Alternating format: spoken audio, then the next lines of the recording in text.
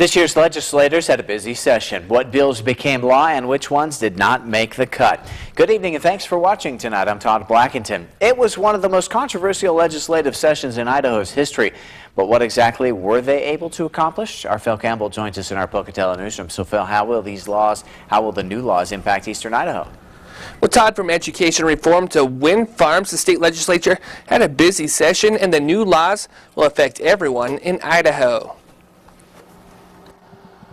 Arguably, the biggest issue of the legislative session was education reform. The new changes mean students may end up doing more schoolwork on the computer. The reforms are encouraging schools to make computers available to every student. This is as school districts search for new ways to deal with $47 million in cuts. Some teachers could end up making more money as a merit pay system will be implemented. However, in some districts, teachers could lose money as the teachers' unions took a significant hit during the session. Tuition and fees will likely increase again at Idaho's public colleges and universities. This is to make up for the continued decreases in state funding.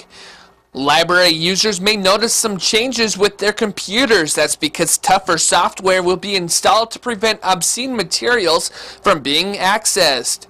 Wind farms will no longer get a rebate from the state sales tax commission. Up until now, the state would rebate new facilities built in Idaho, but this incentive for green energy failed on the final day of the session. Also, the state legislature decided to wait a year rather than extend the grocery tax credit. This means Idahoans will see a reduction in the grocery tax refund. And thanks to Governor Otter's Hire One Act, businesses will get a tax credit for every new employee that they hire. This was done with the hopes of boosting the economy by having more people at work.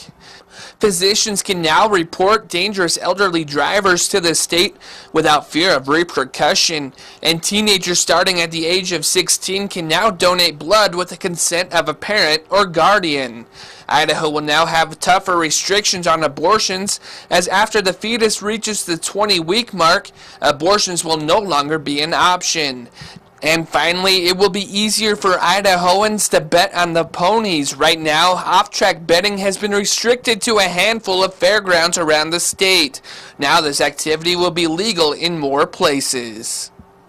Now, one surprise from the legislative session was the decision to not increase the cigarette tax. For the time being, Idaho smokers will continue to pay some of the lowest cigarette taxes in the entire country. Todd, back to you. All right, Phil Campbell. Phil, thank you very much.